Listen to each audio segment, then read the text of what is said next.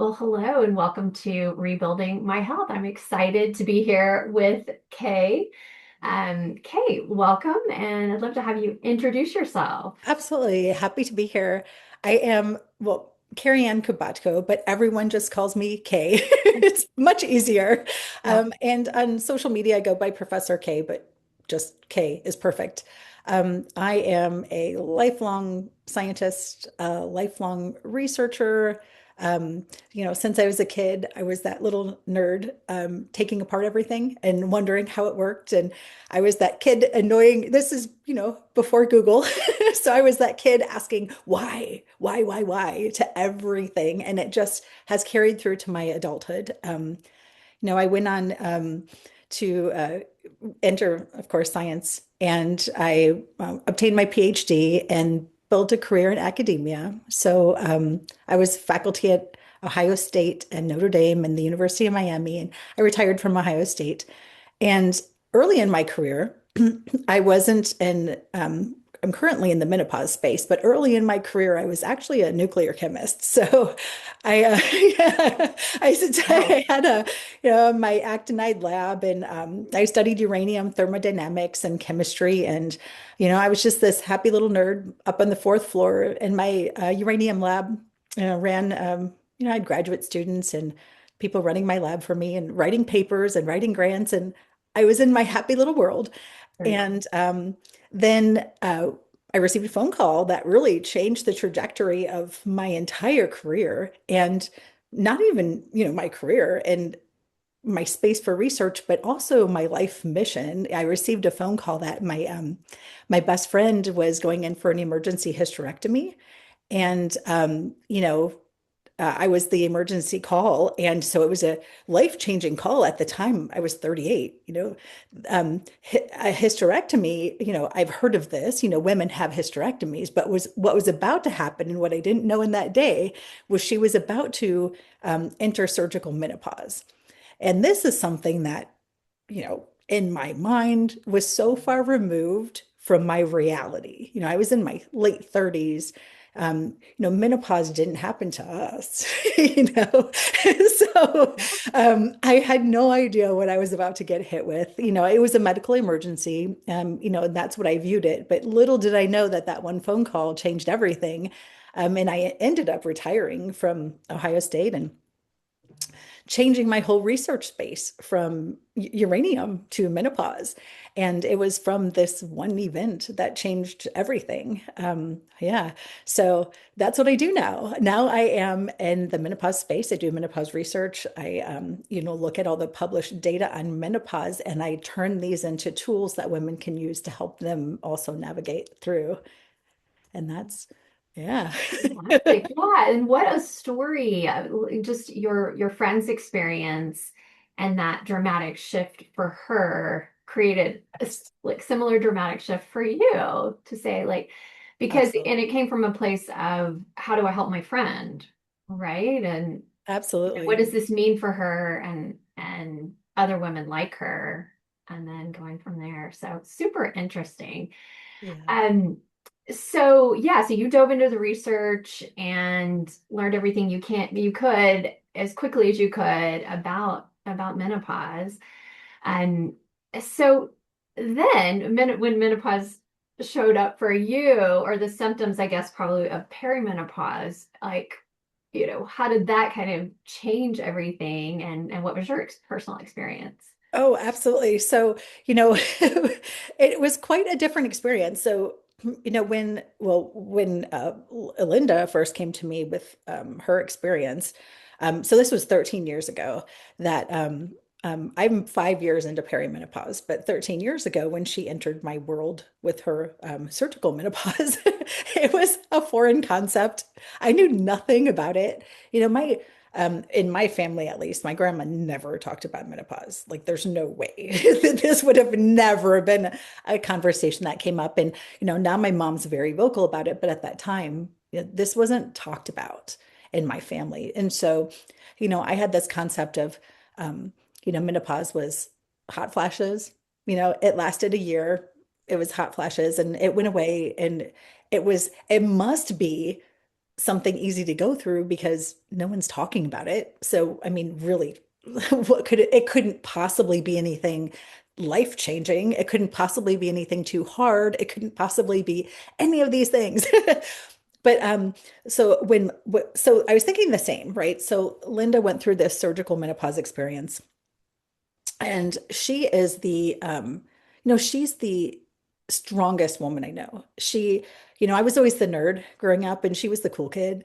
She was in band, she played drums, and she was in all the sports, and she was the popular person. And she went on into the army at first, and she was a paratrooper, and she ran, you know, ultras, and she was in triathlons, and then she went into, you know, surgery. Well, she was a surgeon in the army, and then she led a group of, hundreds of men and the 82nd Airborne, and was one of the first females doing what she does. And then she went on to Yale um, for her surgical residency. And so she's just like this, nothing can affect her. But then she hit this wall, and I watched the strongest woman I know, suddenly having no energy, too much a brain fog affecting her ability, in a surgery room. It can't happen. It affects her career. And she was gaining weight and, not running anymore, feeling sore. And, she's in medicine, and she wasn't getting clear answers. And so I thought, well, even in medicine, how are you not, how, this is who's supposed to have the answers. And, most providers don't have any menopause training at all. Even she's not an OBGYN, but even OBGYNs, only 38% receive even an hour of menopause training.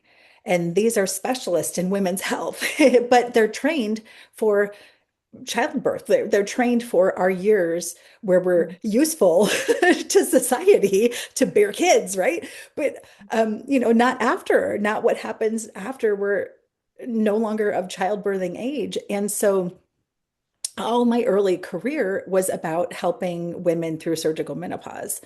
And so I recognize, surgical menopause is easy to spot because you're going along, chugging along, boom, you have surgery. And it's a very not an easy transition. It's not easy in the sense of what women go through in their health. But I mean, looking at a timeline, it's easy to spot that moment. It's certainly not easy to go through surgical menopause in the slightest, but it's a very clear, defined point in time. Mhm. So when for me, it was COVID lockdown. And, I was having these symptoms, like I was just exhausted, but, I can't get out and get sunshine, right? I was at that time, like I was too afraid to get outside. So like Mhm. our parks were empty, and, it was just this mental space of like, I'm trapped in the house and watching way too much TV, and I'm not getting out for walks. I'm not getting sunshine. And I thought, well, I don't have energy because of that, right? And I thought, I'm having like these glitches of, what's my neighbor's name? I know my neighbor's name. Like I know Stacy's name, but why can't I remember her name? And so I was having what I know now are perimenopausal symptoms, but at the time, I was blaming COVID. And at the time, I was like, I'm kind of depressed because it's COVID, it's lockdown. I'm, having brain fog probably because I'm not eating right. I'm eating junk food, and, um, but then, I started gaining weight. And again, I blamed the same things. I was gaining weight not because of perimenopause. That didn't even click in my brain. I was gaining weight because I'm in the house. I'm not exercising as much. I'm not getting outside. I blamed all these things. But then my period started to go crazy. And I would skip one. And again, blaming everything, right? It's because I'm depressed, it's lockdown, I'm not eating right. So if I skip a period, whatever. But then they would hit and like be crazy heavy. And I realized these are things women don't talk about. Even with my girlfriends, like I would talk about it and they would be like, "Ooh, no, gross," and especially like people outside of, your friend circle, you don't talk about these things. And so I finally realized like this isn't normal. It's not normal to have to wear, a tampon and a pad and like an adult diaper just to like get through an hour on a Zoom call. Like, what's going on? And so then I realized, I had been so adapted to, all my clients and all my research focus and everything I was doing was on surgical menopause that I didn't at all recognize that perimenopause had hit me because this was like outside of the box I was dealing with. And so I didn't realize that it had snuck up on me. And you know, it was there I was, you know, the field that people were turning to me for help with, I was experiencing, and I didn't even recognize in myself what perimenopause was. I hadn't spent any time dealing with perimenopause because I was only dealing with these postmenopausal Yeah. symptoms. So Yeah, and there's until recently, there's been very little information about or discussion about perimenopause and how early it typically starts. Like this is how early before menopause can it start? Yeah, so well, I mean, the average age for menopause for that men so officially menopause is that 1 year without a period. Mhm. And so, that's on an average of 51 and a half, 51, 52 years old. And women can start perimenopause in their late 30s. Mhm. Outside of surgical menopause, which can happen to us at any age, but a natural perimenopause can hit us in our late 38, 38, let's say, especially, mid 40s, we're experiencing symptoms. But if it's happening in our late 30s, I know I wouldn't have recognized it. I wouldn't, Mhm. or I would just say, oh, well, that's also a time for us in our late 30s and throughout our 40s when our careers are kicking in and we have all these outside of our careers also, if we have families or, if we're, taking care of everyone around us and doing all these things, we have a lot of hats that we're juggling.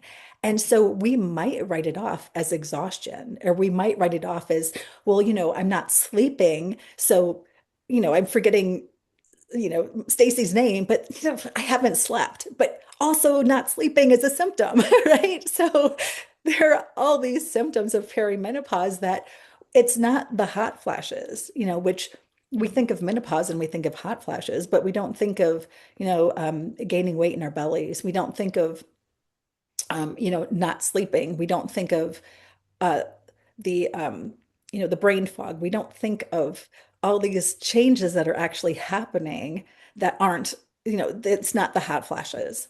So, Mhm.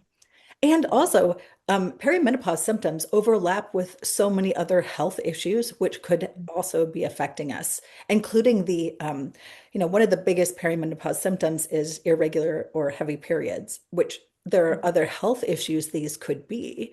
And so, yeah, so perimenopause is a big deal. And it's also the time where we can make small changes that have the biggest effect on how these symptoms hit us when we do hit menopause. Mhm. So the more women who can recognize perimenopause, the more changes, the really small changes they can make, which will make their transition even more powerful for them and easier as well. Yeah, for sure. And Okay, so now you have me really intrigued. yeah. I want to know what those small changes are, like the biggest small changes that someone could make who's maybe in perimenopause or feeling these Oh, symptoms. yes, absolutely. So, the biggest changes we could make that are going to affect our transition through menopause and affect our symptoms are just simple things that we can do. First of all, recognize that the second we hit perimenopause, our nutritional needs change. And we need more protein, we need more vitamin D, and we need to make small changes. Our body's needs change because our body's chemistry changes. Mhm. And so a lot of women, one of the where they might have other symptoms, like maybe they start experiencing hot flashes, but what really bothers them the most is the weight gain. So they might have weight gain or these 3 p.m. crashes that happen where you just want to like fall asleep under your desk or insomnia. So these are the three things in perimenopause people will usually come to me for.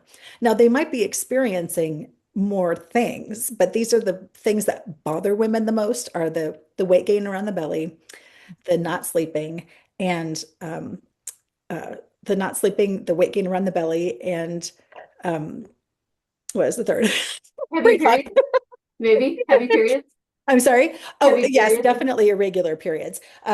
So But some of the changes that we can make are when we hit perimenopause and for the rest of our lives, we start to lose muscle mass. And Mm. that loss of muscle mass affects our metabolism. It also affects our bone health. So, one thing that we can do, which is absolutely free, is just focus on protecting the muscle that we have. And that doesn't mean an expensive gym membership. It doesn't mean you have to go out and buy, pay hundreds of dollars a week for a trainer. It just means basic things like while your pasta's cooking, do squats next to the pan. Or, when you're outside waiting for your dog to tinkle, do some push-ups or sit-ups or whatever, like basic things that you can just fit in 3 minutes here and there. Um, and one thing that women tend to not realize is we think of menopause and we think of hot flashes, and we think of hot flashes because our ovaries are no longer producing estrogen. But what a lot of women don't realize is that it's not just estrogen that causes this slew of not just perimenopause symptoms, but the long-term health effects of menopause. And so estrogen is kind of a central hormone in our body. And estrogen helped control lots of other hormonal systems in our body. And so once our estrogen starts to drop, things like insulin can go haywire. And so you'll hear of terms like insulin resistance and things like our stress hormones. Um, you know, Estrogen had kind of a control stopper, like a brake pedal on cortisol, which is our main stress hormone. And so once our estrogen starts to decline, which is what's happening when we have irregular periods, um, estrogen starts to decline. So does progesterone, but cortisol, the stress hormone, can just go haywire. And it can take with it a slew of things like just our rhythm of day and night. So, that's why a lot of women will report, being wired but tired. I'm sure we've heard this phrase wired but tired, but until you experience like staring at your ceiling at 2 in the morning, like it's not Yeah. necessarily external stress, it's your internal stress hormones. And you just like lay there and you're exhausted and you're staring at your ceiling and your brain will not shut off. And then that cortisol rhythm takes with it, this whole cycle. And so you're crashing at your desk at 3 p.m., you're wide awake at 2 a.m. So basic changes like getting out every single morning and that first 30 minutes you wake up and getting sunlight. And you're doing that to set your internal clock and tell your body, I don't care if you were awake just a few hours ago, it's morning time. So, look, it's morning time. Reset that cortisol. Let's get our internal clock notifying us that it's morning, and then eating protein right away in that first hour of waking. And some women think that they're eating enough protein, and we're really not. So sometimes, I don't track my macros. I don't have an Excel spreadsheet I follow. I don't have like some strict diet plan that I follow. But what I recommend people do is just for a week, just pay attention to what you're eating. No, not judging yourself at all, but just paying attention to what you're eating and then calculating like how much protein was actually in this meal. And just calculating it so that not to judge yourself, but just to pay attention. Are you even eating protein in the morning? And are you getting at least 30 grams of protein in the morning? Because it's actually harder to get than it sounds. And for some women though, they take this too far and they end up getting like 60 grams of protein in the morning, and that's not good either. So, there's this nice little window of, so the advice I would give someone, first entering perimenopause, recognizing they have these symptoms, is to find out, first of all, you know, um, what your driving hormone is. Because if you're having symptoms, is it insulin resistance, which used to be if you were diabetic or pre-diabetic, it's not that anymore. Now your estrogen's not controlling these things. So is it insulin resistance? Is it cortisol? Or is it your sex hormones like estrogen and progesterone? So first figure out which of these it is. Make sure you're getting sunlight in the first 30 minutes you wake. make sure you're eating protein first thing in the morning before your caffeine, and make sure you're doing something to help preserve the muscle you have. And that doesn't mean you have to bench press 400 pounds. It just means protecting the muscle you have, doing squats, doing push-ups against the kitchen counter, doing some sit-ups when you're binge watching something on Netflix, Mhm. just squeezing it into your everyday. Yeah. So, Those all sound really pretty doable, absolutely. like not taking a whole lot of time and energy and planning and Mhm. thought, just a few simple shifts. Um, yeah, and it sounds like it's loaded on the early part of the day. Like you start your Yeah. day with these, at least with the sunlight and the protein and maybe the caffeine, timing the caffeine, uh, Yes. things to do first off. Yeah, yeah. Fantastic. Yeah, thank you for those. Super helpful. Or So hormone replacement therapy, huge topic. We could talk for hours about it, but I'm curious, like what you see in terms of its role in all of this relative to the lifestyle types of things that you shared. Absolutely. So I am 100% pro HRT in the aspect of I want every woman to have it available if they want it. Mhm. And so I know lots of women go through, I have lots of clients who are going through, they choose not to go through have hormone replacement therapy, whether for health issues or just because they don't want to. And Mhm. so you can absolutely get through menopause without hormone replacement therapy. But for these three big levers when it comes to long-term health with menopause, you have your insulin resistance, your cortisol, and your estrogen.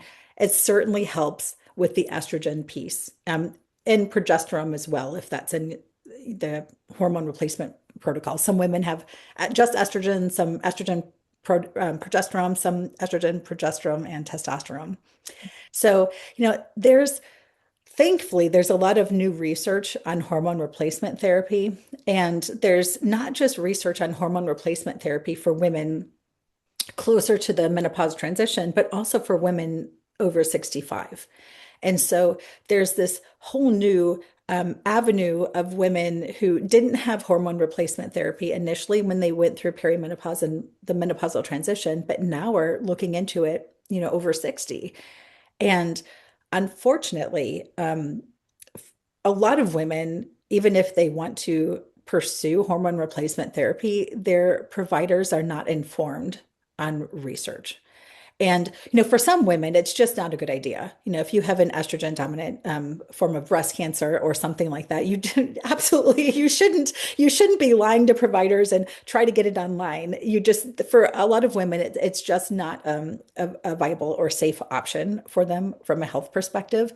For others, if you don't have that family or health history and you want it to be available for you, they can't get it because their providers are looking at old, outdated research Mm. and not looking at modern research and the current data and the evidence and statistics. And so it's not available to a lot of women who want it. And this isn't just, I'm in the United States, it's not just in the US, it's globally. A lot of Mhm. women are having trouble getting hormone replacement therapy. And um, there's a lot of evidence supporting, even for women over 65, low dose hormone replacement therapy, even if it's like a vaginal estradiol, just to help from vaginal atrophy, Mhm. basic things. And now, there's even creams that you can buy, like synthetic estradiol on Amazon. You can buy face creams with estradiol to help with skin Not heard wrinkles. of this. So yeah, but now you can even, if you have a provider that's not listening to you and doesn't want to test, doesn't want to run a hormone panel, you can go online. You can go on Google now and buy hormone replacement therapy. The problem with that is that you're not pairing it with a hormone panel. And Mhm. so you don't actually know your starting point for estrogen, progesterone, testosterone. You don't know. And Mhm. so how are you going to do your dosage if you don't know where you're starting? And so I love that hormone replacement therapy is being pushed more, not pushed, but is becoming more accessible. But I wish our providers would do it so that we can pair it with proper screening and proper proper labs to actually track and see what's happening. Because going with an online provider, if you're not pairing it with, your data, you're just throwing arrows in the dark and hoping you hit a target. And it's not, you don't want too much estrogen, you don't want too much progesterone, and you want to maintain that estrogen progesterone ratio just right, or you're going to end up with a whole new slew of symptoms. Um, so For sure. and, naturally, you can get through menopause naturally. I know that things like soy have gotten a bad rap in the past, but Mhm. even that research on phytoestrogens has come a long way in the last 15 years. And, there's not, there's not a reason to be afraid of these phytoestrogens like we used to be. And Mm. so, yeah, I think the term phytoestrogen wasn't even a big deal until there was this big push against soy because everyone was saying soy causes breast cancer and soy causes all these negative health effects. But the research actually showed the opposite, that these natural phytoestrogens, which just a phytoestrogen just behaves as an estrogen in your body. And once we realized the difference in how our body responds to these phytoestrogens and when they're negative and when they're positive, you can it makes even a natural like our grandparents and our parents went through most of them went through menopause without any medical intervention, and they survived. Right? Did they? Right. They absolutely survived. But I mean, we can make this even easier on ourselves than they were able to, and so we have more tools and resources available for us, so why not use these tools and resources? Right. Yeah, Yeah. yeah, absolutely. Yeah, it's interesting to hear the stories of women who, yeah, went through it without any help or information. I mean, I'm a writer, so I was really saddened by this, but one woman was like, I had to stop writing. I didn't, Yeah. I had brain fog, like I couldn't, focus on it anymore. And just to think that like, yeah, it's having life-changing impacts on people's, careers and quality of life. Yeah, is upsetting to hear. And I have a lot of hope now because um experts like you are really putting out a lot of science-backed information that I think will be super, super helpful for people. And they federally, they just changed also the guideline, right? And in terms Yes. of, what they've been saying for many years about hormone replacement therapy. So yeah, we're at a hopeful time with all of this. Um, Yes, okay. I guess, kind of like tying it back to your story, like what have you found personally the most effective for your symptoms? Anything beyond some of the tips you've shared already? Absolutely. So in my groups, what we do is I just take, well, I'm a scientist, so I am always diving into research that's being done. We do our own research as well, but I'm always diving into the research. And we are always taking studies that are being done and on anything, right? From depression to cognitive abilities to, skin elasticity. And we turn these into little 3-minute tools that women can use. And some of my favorites are some of my favorites are a group of studies that they did. One was on premenopausal women and one was on postmenopausal women. And they did these studies on they took groups and split them up. And some women, they did well, I should start with why they did the study. So they did the study on, they took groups of women and they gave them menopause symptom analysis. So they asked them what symptoms they're experiencing, the degree that those symptoms experience affect their everyday lives. And then they also gave them a whole other assessment on like their happiness levels, if they were feeling happy day to day, if they were depressed day to day. And then they took these women and, well, they were a few different studies. And one of the studies, they took the group and one of them they did nothing with. And then another group, they tried music therapy.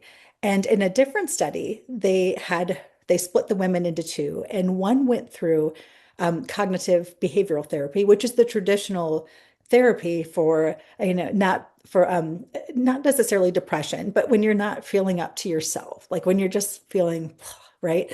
They went through cognitive behavioral therapy, and the other group did music therapy.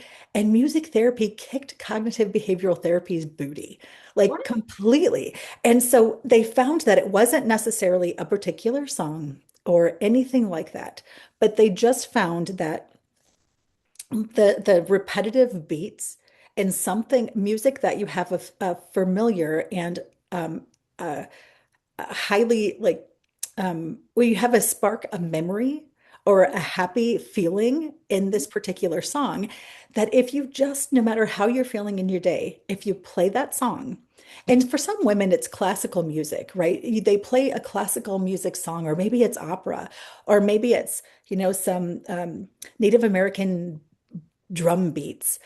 For me, I love I like Pink's music, and Oh so yeah. I like Pink Raise Your Glass. For me, that's my song. But Yeah. I play it, and no matter how I'm feeling, I get up, I get my sunshine, I get some fresh air, and then I play that song and dance like nobody's watching, and sometimes family's watching, and they're like, "You're crazy," but Wow. it absolutely works. And so I know that this doesn't affect my long-term probability of osteoporosis or heart disease or all these things that, menopause long-term health effects. But it sure as heck makes me feel better. And, Right. so every day that's a tool I use. Um, Very cool. but I also make sure every single day, and I know we already discussed this, but I make sure every single day I do something for my muscles. And that's just because it also protects my bones. And osteoporosis is definitely a long-term health effect of low estrogen.